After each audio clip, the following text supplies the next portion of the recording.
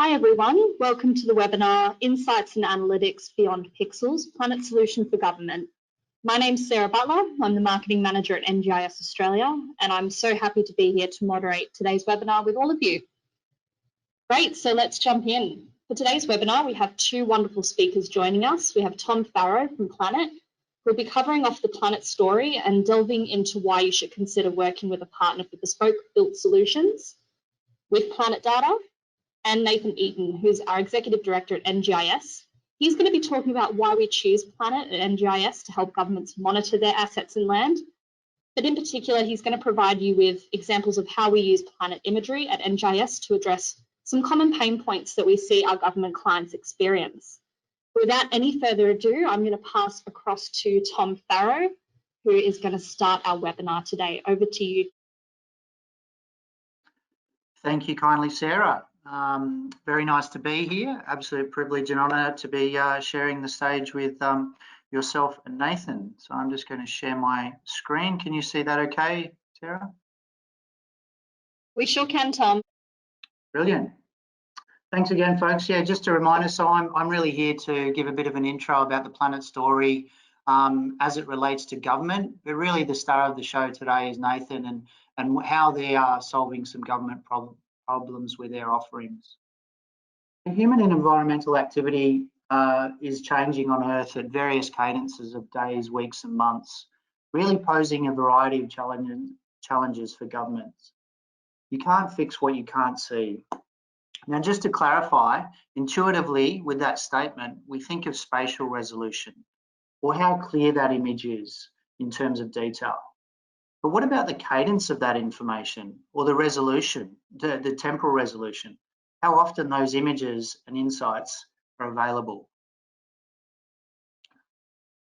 Remote sensing and Earth observation has been around for decades, and it's been fantastic for supporting many government initiatives, including long-term environmental trends, statewide mapping programs, and of course, national security. However, that traditional approach in more contemporary times is falling short against the data-driven world our governments operate in. Let's have a little deep dive into each of these. So firstly, limited coverage. When we want to understand more than just our own backyards, for example, with surveillance requirements in maritime domains, extending and integrating with those international territories that are far greater than just the landmass of 8 million square kilometres that we call home here in Australia. Low revisit rates, meaning prone to missing critical information, such as the first day of a major bushfire, that might be key to understanding ignition sources during that post-fire analysis. Inefficient access, archaic methods of delivering data on hard drives or FTP, which only magnifies the pain of that non-current information. Seeing indicators of potential illegal mining or illegal land clearing, so it can be addressed and stopped early, not 2 weeks after the fact. Signal to noise ratio, with a need for improvements in accuracy and reliability. So calculations such as how much water is being stored on a particular farm during drought conditions can be made with rigour. So here we have the typical emergency management use case.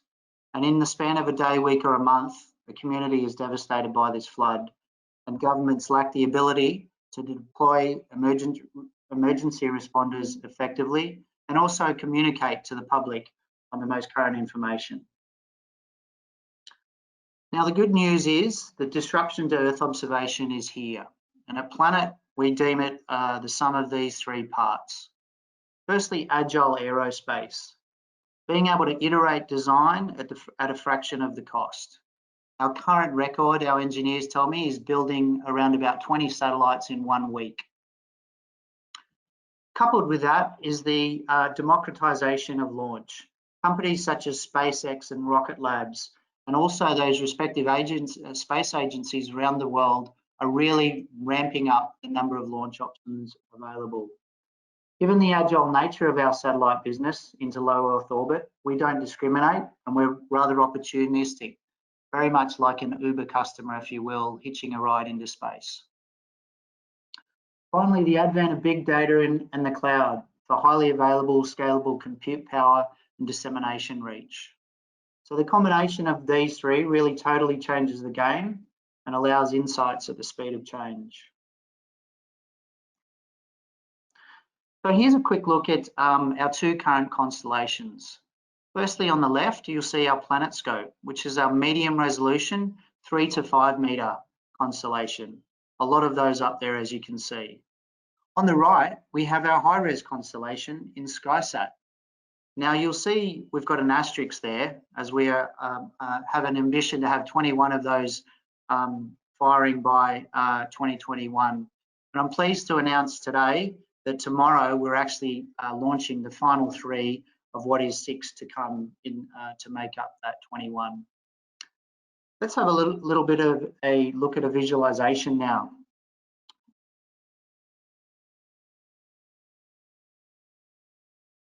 Okay, firstly, we're going to see the PlanetScope medium resolution coming over the poles, sun synchronous fashion, line scanner approach, allowing us to image Earth's landmass on a daily basis.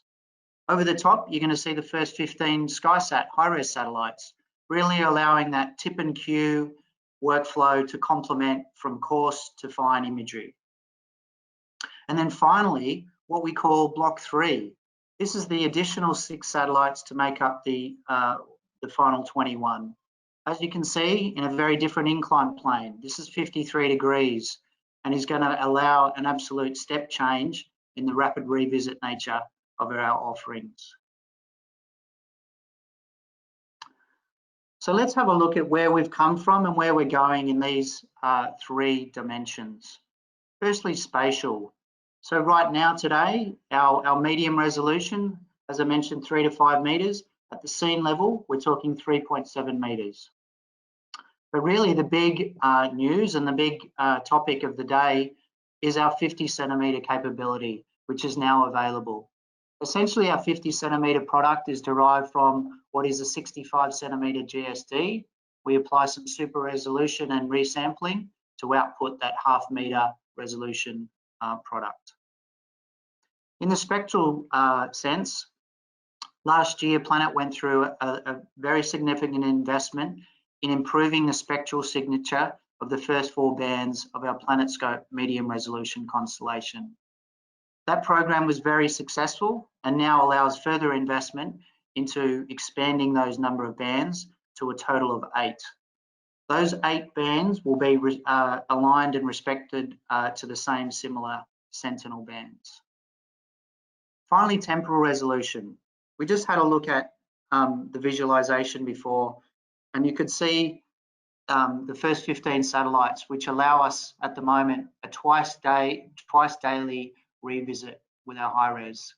With the new incline plane, we're now moving to between 7 and 12 times per day, depending where you are on the Earth, revisit. So almost an hourly revisit of our high res capability, which is completely unprecedented. So Planet really is a data as a service company, and we can kind of summarize the offerings in these 3 areas. Monitoring can either be at the medium or the high res. Something that's really interesting though, and I think that not many people are understood well, is our archive. In the medium resolution, while we don't go back so many years, we have a very rich stack. We have over 1,300 images of just about every square inch of Earth's landmass. Great for time series analysis.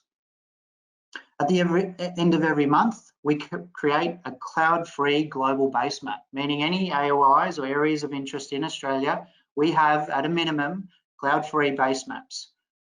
We also do quite a few weekly base maps based on feasibility. These base maps can be visible or surface reflectance, and they also can be streamed into your applications for backdrops for public-facing viewing. Finally, tasking. This could be a one-time task, or it could be a flexible task where you don't know when and where a storm event is going to hit, for example, but you need the ability to task Planet with our own unique tasking dashboard, giving you the controls and understanding of how that task is going. So just to summarize our value propositions, it's that high cadence, now absolutely sub-daily information.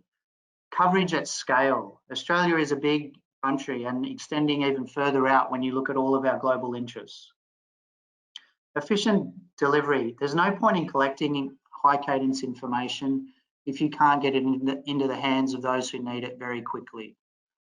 And finally, an open and accessible platform that's API first, allowing automated workflows and integrations into your third-party GIS softwares. All right, we just want to reflect on a number of use cases that we're currently seeing with government and Planet data here in Australia.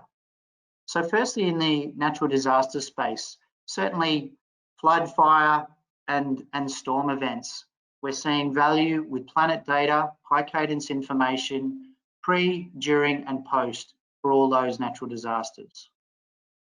In the vegetation management space, land clearing has been a massive issue in this country.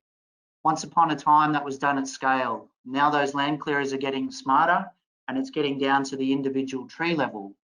So governments are now getting smarter as well with higher resolution information at higher cadence and getting on the front foot and understanding these changes and educating those involved before these matters make it to court.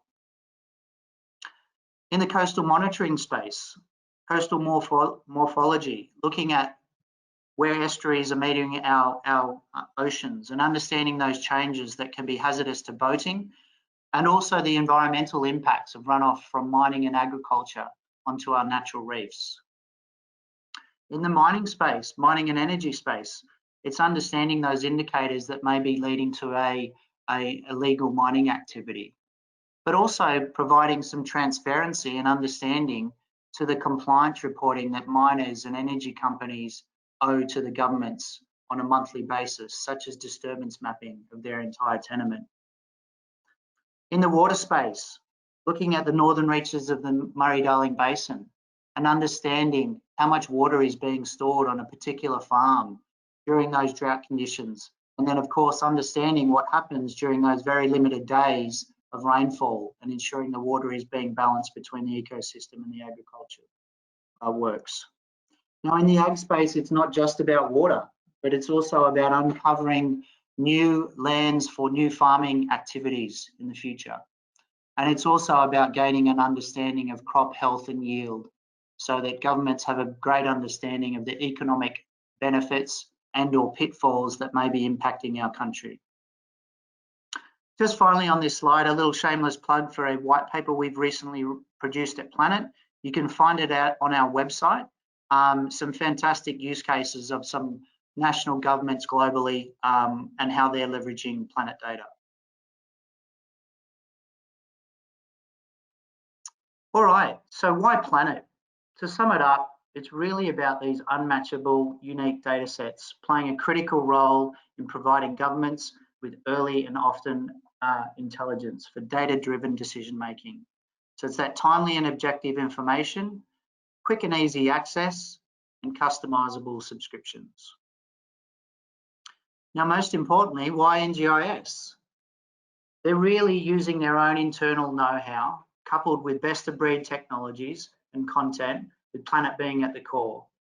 NGIS really means not just working with pixels, but gaining an understanding of the problem and tailoring the right solution for those government needs.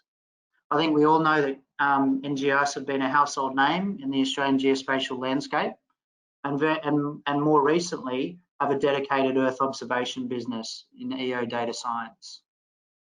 So Nathan, I'm going to hand over to you now. Thank you, Tom, for that. Just wanted to let everybody know as well that we will link you all to the white paper that Tom mentioned in our follow-up with the webinar recording as well, just to make it easy for you to access. So now over to Nathan Eaton from NGIS. Thank you, Sarah, and thanks very much, Thomas, for pumping up our tyres. Much appreciated. So my name is Nathan. I work for NGIS. So NGIS, for those that don't know, we're a dedicated geospatial solution provider, and we pride ourselves on partnering with the best technology available from a number of different vendors. And one of those in particular for content is Planet. So today I'm going to talk about why we use Planet, and particularly through the lens of providing solutions with Planet content, and also with a focus on what's important for our government clients and what we're hearing. So as part of our team at NGIS, we have a dedicated EO capability. So this is really a centre of excellence for Earth observation solutions. And this team really focuses on real world impact, but really helping organisations operationalise their Earth observation data flow to actually produce insights and analytics. So a lot of the work that we do is done by the EO team. And when I go through some use cases later on, I'll talk about what we're doing with a number of clients and what we see the value of Planet being with the solutions that we're putting together. Before I get on to why Planet, just wanted to take a step back and talk about, well, why use satellite imagery? Because being a geospatial solution provider, we basically use all the content available. So ranging from satellite imagery, low res, medium res and high res, all the way down to aerial photography, UAV, photo mesh products, we use it all. So what does satellite imagery give you? Now with issues with COVID, inaccessibility, it's never been more important to be able to do a lot of your work from your desktop. So satellite imagery certainly provides us the ability to do more from our desktop in terms of monitoring and compliance with government type applications. And that really leads through to efficient deployment for satellite imagery as well, where there might be some challenges with deploying aircraft. There might be some challenges with scale for UAVs. Satellite really provides that opportunity to basically deploy in remote areas. And then as Tom mentioned before, there's certainly a drive with our clients at the moment to adopt more data-driven approaches, particularly in the government sector. So going beyond just viewing pixels and having base mount data, but also trying to get down to the actual answers and analytics, such as compliance monitoring with analytics and alerts. It's really a key thing that we're seeing with our government clients and how they're trying to adopt digital transformation. And last but certainly not least is the ability to be cost effective with your acquisition approach. So satellite imagery with the ability to task remote areas, to deploy efficiently, actually brings that total cost of acquisition down significantly, which we think is really important when you're looking to develop solutions, to have that at the forefront of your mind in terms of trying to make sure we're doing the right thing in terms of the cost of our solution. So that's why satellite imagery. But then, well, what makes Planet different? So as I mentioned before, we've got a number of different technology partners. Planet is our only dedicated content partner because we think they do things differently. And we think their product is more suited to solutions that we want to build for our clients. So I'm going to go through some of those key elements in terms of what we think makes Planet different through the lens of developing solutions. So we're going to look at their always-on approach, which Tom mentioned before, and then I'm going to get into some of the details of flexibility with AOIs and what that means to building a solution for government. Cost-effective, I'll try and drill down into that a little bit. Tom mentioned before the rapid revisit rate, but the key thing that I wanted to really focus on here is Planet is certainly a unique product, particularly if you're trying to take a multi-content approach to your Earth observation solution. And that's really how we see Planet. And I know that the Planet focus is certainly on the multi-content approach. Tom mentioned before the alignment of the spectral bands to Sentinel from the European Space Agency. So we are certainly of that mind that the future is fit for purpose and the future is being able to use the right content for the right solution. So let's get down into that always-on monitoring and what does it actually mean. So many of you would have seen the explosion that happened in Beirut recently.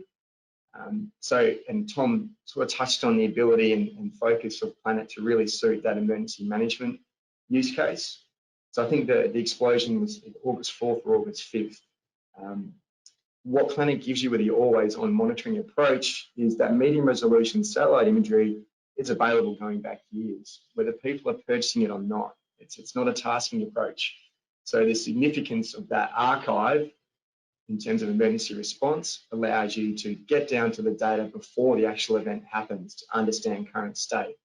So you can see here, this is the Planet Explorer interface, zoomed in on Beirut, and you can see here when we went through, we're looking at imagery from August 9th, there was imagery from August 8th, 6th, and then 5th and 4th before that as well. So this is the value in terms of government compliance, emergency management and monitoring, is the ability to leverage this always-on approach,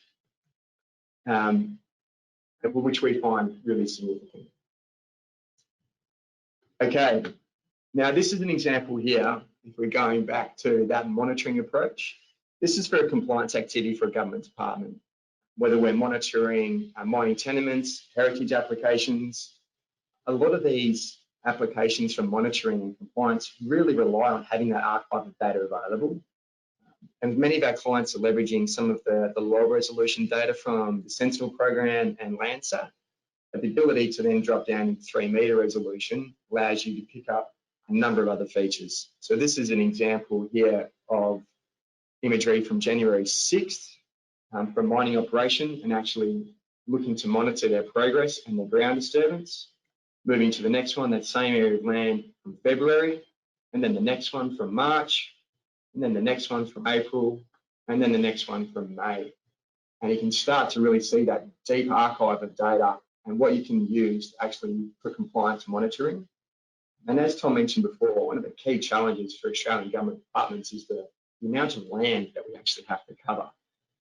So the ability to have medium resolution satellite imagery at 3-meter res to actually pick up a large proportion of the features that need to be detected, we think is quite unique from the Planet offering. So that always on archive, medium resolution approach is providing really significant value for a number of our clients.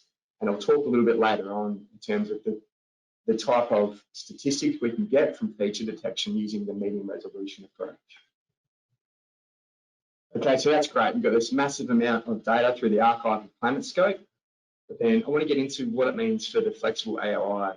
And this was one of the really compelling reasons that we decided to invest in the partnership with Planet is just their focus on how they want to enable solutions. Instead of just selling the pixels, it's, well, how do we give you what you need in the best way possible? So when we talk about the Planet products, and there are a number of them, and Tom basically mentioned a few, I'm going to focus on the two sort of key products that we work with in solutions for government, and that is the PlanetScope medium res 3-meter products, and then the Skysat 50-centimeter products. And as Tom mentioned before, that's only recently come down from 72 centimetre down to 50 centimetre in the last couple of months, which is sensational to be able to get 50 centimetre outputs from Planet. So PlanetScope, when you go through and actually order imagery with PlanetScope, you can have up to 500 AOIs for a single order with no dimension limits. So think about what that means in terms of how you can really target and focus your content on the areas that you're interested in. From a government compliance perspective, the ability to target a number of different areas for compliance activities, a number of different companies is really strong. And we love the fact that they're so flexible with their AOIs for their medium res product. It allows us to do a lot more with a lot lower cost, to be honest. And then we drop down into Skysat, which is the tasking imagery, 50 centimetre. And still, that's quite a low minimum AOI restriction. So 25 square Ks is actually quite low in terms of commercial vendors. So the ability to actually really target areas to get the biggest bang for your buck is fantastic. And as Tom mentioned before, also that whole tip and queue approach, we love. So the ability to even use Sentinel at 10-metre resolution all across the state, drop down into 3-metre PlanetScope where you need more detail and you find some exceptions for compliance. And then when you need further proof, further resolution, drop down again to 50 centimetre with Skysat. It's that multi-resolution, multi-content approach which we see significant benefit for in developing solutions. And then having worked with Planet on a number of different solutions, the ability to set up your account with a certain spend and being able to be flexible between PlanetScope and Skysat and draw down on that allocation just means you can cover a lot more area for the same amount of cost, really. So we love the flexibility within their AOIs. And then if you're thinking about what does that actually mean, Tom mentioned before the use in agribusiness of Planet, which we think is just a perfect application for 3-metre res in particular.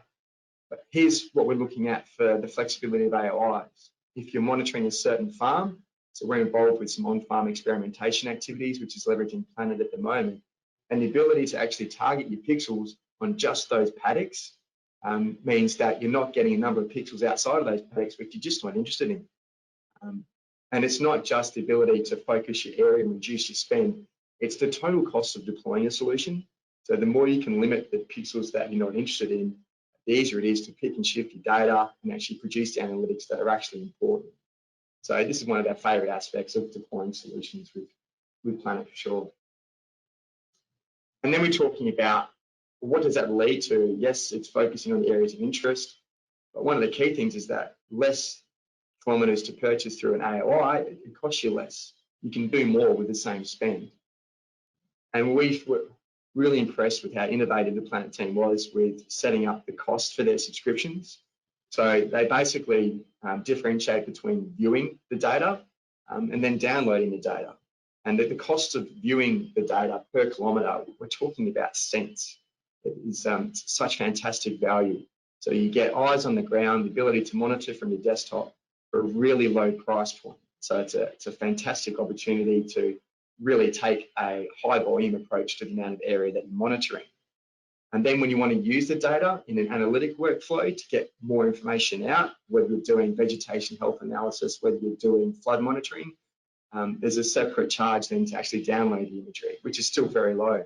And the ability to then use the archive and future monitoring, we find that the setup of how you can buy data from Planet to be some of the most innovative work we've seen within the satellite imagery market.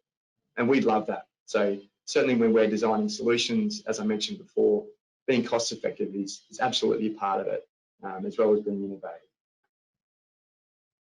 And then you've got Skysat. So Skysat, once again, I don't want to go into it too much, but really pleased with the reduction in resolution down to 50 centimetre and what that's going to mean for our clients.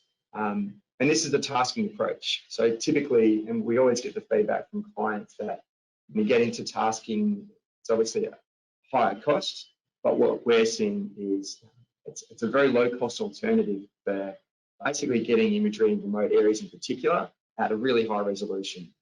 So we go back to those benefits of using satellite imagery, so the efficiency with deployment, the ability to deploy in remote areas, and then the actual low cost that Planet approaches with Skysat means it's a fantastic opportunity to actually supplement or complement some of your existing investment in, say, aerial photography.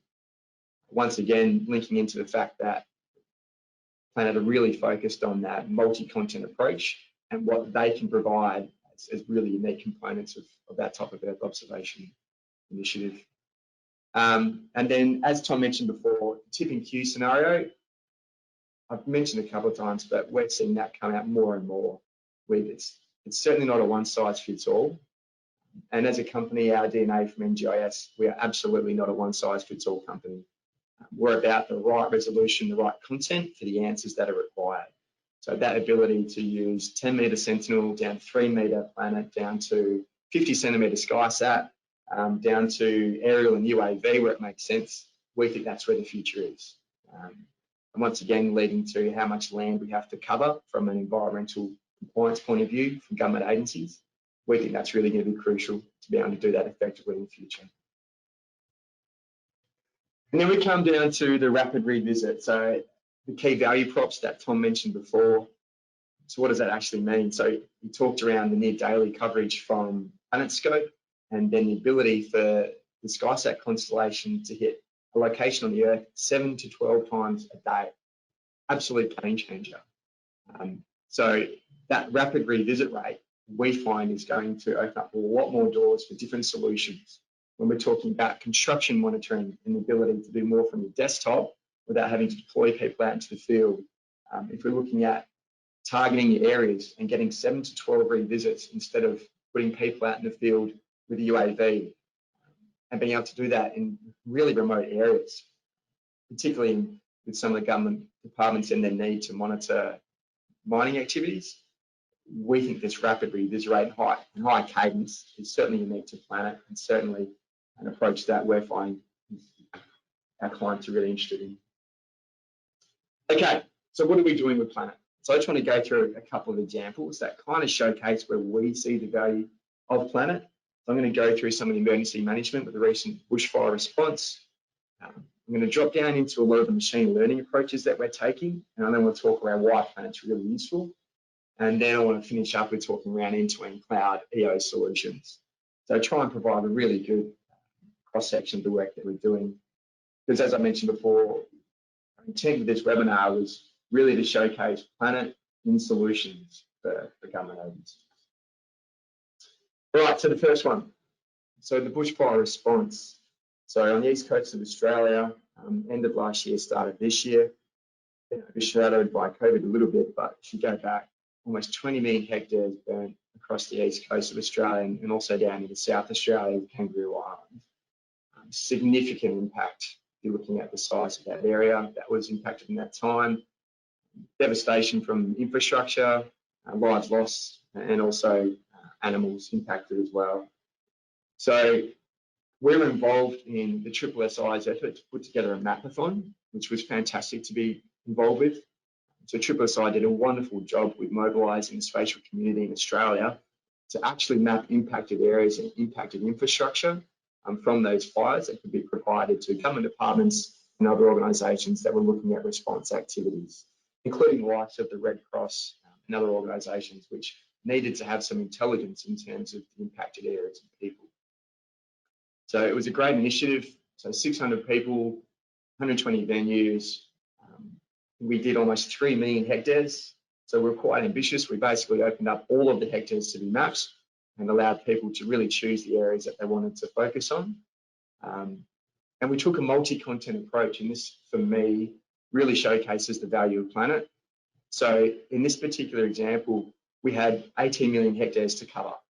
So the only real way we could do that effectively and actually show the coverage, and we're talking about getting the coverage within weeks of the actual impact, was to actually use the Planet data.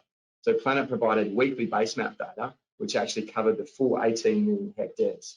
So we could actually see the extent of the burnt areas across the entire area, which was sensational. And so then the multi-content approach used the best of Planet, which is that cadence, which is that coverage. And then we also complemented that with a number of other providers, including Nearmap. And so Nearmap provided really high resolution aerial photography that people could drill down to really identify the impacted infrastructure in more detail. So actually being able to see water tanks, to be able to see in detail the building footprints. So the ability to combine the high cadence, high coverage of Planet right down to the high accuracy of aerial photography in a seamless workflow, that's really where we see the value of Planet. And the complexity with capturing that much data that quickly after an event is significant. So one of the key things that Tom talked about before was what you get out of the high cadence. And we're doing a lot of projects at the moment up in areas where there's a lot of clouds, up around Papua New Guinea, up around the Asian area. And what we get from Planet is essentially more of a look in between cloudy days. So even if we're looking to do a low resolution approach with Sentinel, there will be a number of days where you just don't get a look in because of cloud cover. With the Planet approach and the high cadence, both from the PlanetScope and a Skysat perspective, you get the opportunity to get in between those cloud days to actually get a look on the ground to what's actually happening. And once again, for us, that's really important from a solution perspective. And I'd just like to take the opportunity to thank all the team at Planet for making all of their data available for the Mapathon that SSSI organised. It's really great. And then what we really focus on then is operationalising Earth observations. And increasingly, we're working with government clients to use machine learning approaches to actually go down from viewing pixels and viewing base maps into getting the answers out of the data. We do take a fit-for-purpose approach with our machine learning projects, but we do focus a lot on deploying the Google technology that we've got access to, with being a premier partner of Google. And particularly, we focus on using the Earth Engine product, which we think is the industry-leading dedicated EO platform globally. And we're lucky to be able to have access to that technology and the Earth Engine team. One of the things that we were really excited about with Planet was Planet leverages the Google Cloud platform and the ability to actually deliver data directly into your EO workflows means you can start to operationalize monitoring activities and automate those insights. So you're not having to pick up the pixels, do any processing to deliver your answers. You get to take the analysis-ready products from Planet, deliver it through an API directly into your Google Cloud ecosystem, and then actually process it, deliver the insights, whether that's into an end-user application, whether that's alerts via email, whether it's into your machine learning workflows. it's a really seamless environment to be able to go from pixels straight through to insights. And this is one of the key areas we're focusing on with our government clients. This is an example of some of the compliance monitoring we're doing for disturbance, particularly for some mining organisations. This is a look at aerial photography. This is 15cm res, and our ability to actually perform machine learning at a high degree of accuracy to actually produce results to automatically detect that disturbance, which we think is obviously the future of Earth observation, is taking that automated approach using machine learning to actually produce these type of outputs instead of hand digitizing. And then with aerial photography, it was no surprise to us that we were getting mid to high 90s in terms of % accuracy, looking at comparing hand digitized to machine learning approaches. And we'd expect that with 15cm resolution imagery. What we were really pleased with was, well, that's great where you've got aerial photography, and it's great with you, and we actually got similar results to the 50cm Skysat as well. But if you're covering an entire state and you want to make sure you're reducing your costs and focusing on areas and getting the best bang for your buck, what could you do with the 3-meter PlanetScope imagery? And we were really impressed that by using a 3-meter PlanetScope approach over the same type of area, we could actually use, through our machine learning that we optimized, mid 80% accuracy on actually detecting these disturbance areas using a lower cost, highly scalable PlanetScope approach with a full archive from a number of different years. So the ability to use different types of products, different resolutions, different costs to actually produce quite high percentage and high quality outputs, we think is really exciting. And if you link that through to government compliance activities and the type of outputs you could generate, and the ability to use flexible AOIs to target certain areas and to be able to do that at scale, and to do it from your desktop, it just opens up a lot of doors in terms of activities that we might be able to focus on. And then our team has also been involved with some compliance activities around illegal logging. And this also complements some of the work we're doing up in the Asian region around deforestation. But you can see here, this is using PlanetScope imagery. You can see the different dates being used from June and July last year. And just visually, it's actually quite hard to pick out some of the illegal logging, but using machine learning approach, you can actually see, particularly between 2nd of June and 20th of June, the ability to actually pick up some of those areas really early on to provide early warning, early detection systems, and then deliver that through analytics. You know, this many expected hectares over this particular area, sent through as alerts, and through that automated workflow. This is where we see the real value of Planet moving forward. We're really excited about what we can do with the Planet team around this. And then the 7 to 12 revisit hits per day from Skysat. Super excited about what we can do for compliance activities, particularly in the construction space, and the ability to take that much data and actually provide dashboards, actually provide metrics without having to send people out into the field in a full end-to-end GeoML workflow. But that's really where we see Planet hitting the mark moving forward. So, and once again, that's very different to other providers. We think it's quite unique in terms of how they're positioning their product. Multi-content approach, the flexible AOIs, and then the high revisit rate just opens up a lot of doors with different solutions that we can produce. And then, look, our door is open. So as you can probably tell, the way we're talking with Planet, our EO team is certainly up for a challenge. So we love the opportunity to talk more with organisations around their particular use cases, and particularly if you're hitting the value props that Tom talked around. If it's high cadence, if it's remote areas, if it's a large area to cover, if you're looking at compliance activities, we're really keen to have a chat and really keen to see what we could do with each other. So yeah, thanks Sarah for making this happen. Thanks Tom. Thanks everyone for listening. Thank you, Nathan. Okay, guys, we do still have 5 minutes for question and answers, and I can see some of them coming through at the moment. So if you do have a question, please use the question box in your GoToWebinar control panel. We may not get around to all of them, but please don't let that deter you from asking a question, because our team can follow up one by one after the webinar.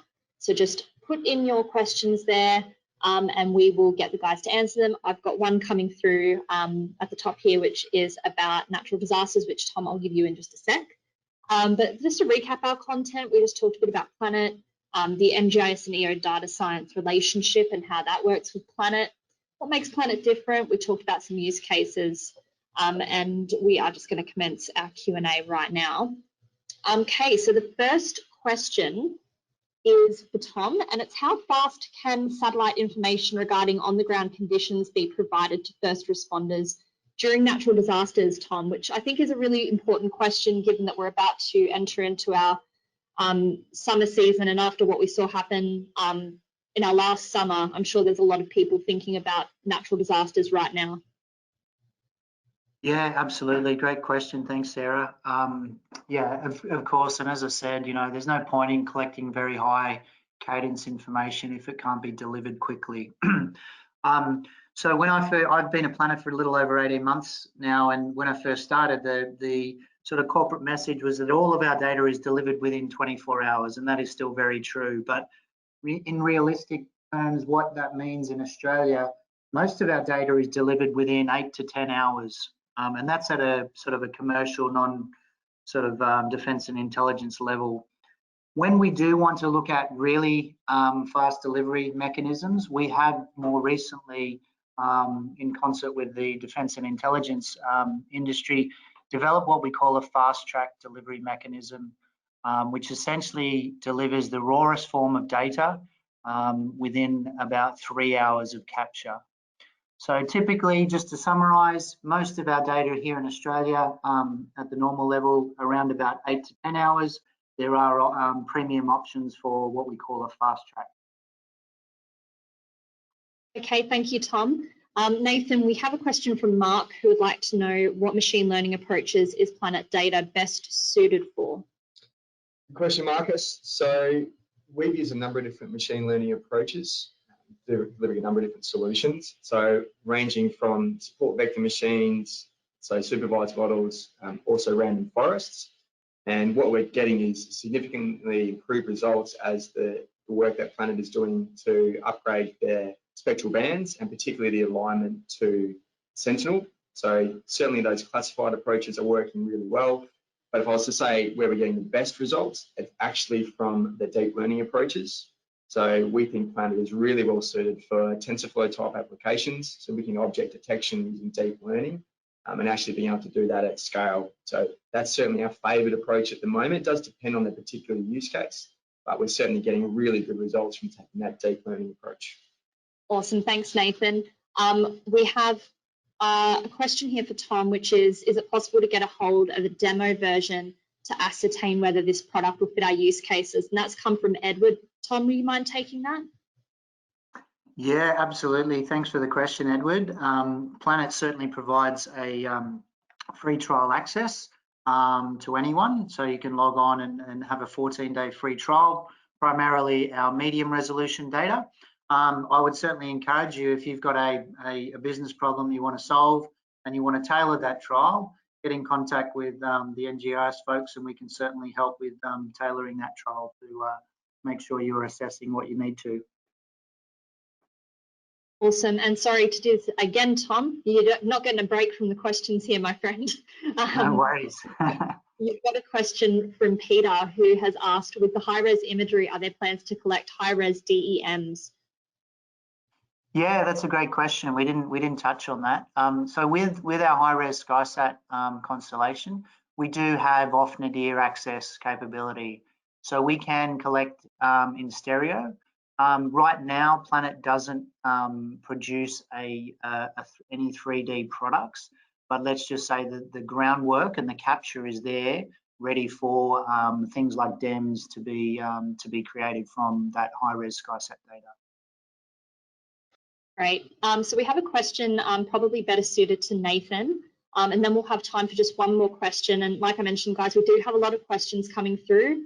So please do ask them. I might not get an opportunity to ask our presenters, but we will follow up with you each one by one. So don't worry if you don't hear your question answered, we will get back to you. But Nathan, this question's from Valerio. He's asked, what support is available to gather evidence for a cost-benefit analysis to develop a business case? Another good question, Valerio. So as I mentioned in my presentation, our door is open and our EO team absolutely loves a challenge. So Absolutely, I'll follow up with you after this webinar. We can get in touch. Really keen to hear your use case, the solution that you want to put together, and see if we can workshop to find a result. So we are very much fit for purpose. So when we come in with the approach of trying to make sure that we're delivering the best solution possible. So yeah, absolutely, I'll follow up with you after this one and see if we can get an idea of what you're after, Valerio. Okay, and then we've got, I'll do this one as a final question. I've just picked it out, it's just come through, but I do feel it's very relevant. And it's in the case of disaster response and considering that weather conditions may hamper optical imagery, what is the best approach solution you would suggest for such situations? And that's come from Bruno. I feel like Nathan and Tom could answer this, but Nathan, do you want to take it first? Yep, sure, and I'll hand over to Tom if I don't get anything right, Thomas. As you mentioned before in the presentation, so obviously, and particularly when you've got emergency response, it's not just cloud cover, it's smoke as well. And so what we get with Planet is the high cadence. So you get your best opportunity to get a look in between weather conditions from an optical point of view. So that's certainly the case with Planet, and we're finding that to be really strong with a lot of our use cases, particularly in cloudy areas. And then also the alignment of spectral bands, the multi-content approach means you can use the optical data from Planet, but then also complement with the SAR data from Sentinel-1, for example, or TerraSAR. You get to take that multi-content approach and get the best of all those products to deliver the best solution. Do you want to finish up there, Tom? Did I miss any, mate? Yeah, no, I think that was a great response, Nathan. The only thing I'll just, double down on is that notion of the high cadence, where you're de-risking those cloudy days that other optical, offerings may only come around once a week or once every 2 weeks or a month. With that daily information, you have many more cracks at getting a gap through the smoke or the cloud. And also, obviously, with our Skysat high res, we're going to be not just once a day or twice a day, it's going to be many times a day. Obviously, in those bushfire situations where winds are changing and smoke is shifting, there will be much more opportunity for EO capture. Well, thanks, Tom. Guys, that's all we've got time for. I do appreciate we've gone a little bit over time today, but so many of you have stayed on the call as well, knowing that we've gone over time, so thanks for that. I just wanted to reiterate some next steps, just to think about your use case, and like Nathan mentioned, like our door is open. So if you do have a business use case that you feel we could help support, just reach out to us and let us know. Nathan will be sending the webinar recording out to you, so you'll have direct contact with Nathan so that you can ask those questions. No obligation chats about your project, of course, in the first instance, so that we can just help you get started. And our door is open, but you will need to use sanitizer. You will need to use sanitizer. Yeah, of course. We don't want any germ spreading, but thankfully doing more for your desktop does mean that we can take all of your calls online. So we will do that. Guys, that's all we've got time for. Thank you very much to Tom and Nathan for being involved. And just a reminder to everybody that if you did enjoy today's webinar, just go and find NGIS and Planet on social media. I think LinkedIn for NGIS is probably the best place. But if you are a Twitter and Facebook user, you can do that, and go and search for Planet as well. I'm really excited to follow up with all of you, and you'll be receiving the government white paper and the webinar recording tomorrow. So thanks, guys. Thanks, Sarah. Thanks, Tom. See you, everyone. Thanks, Nathan. Thanks, Sarah. Thanks, everyone.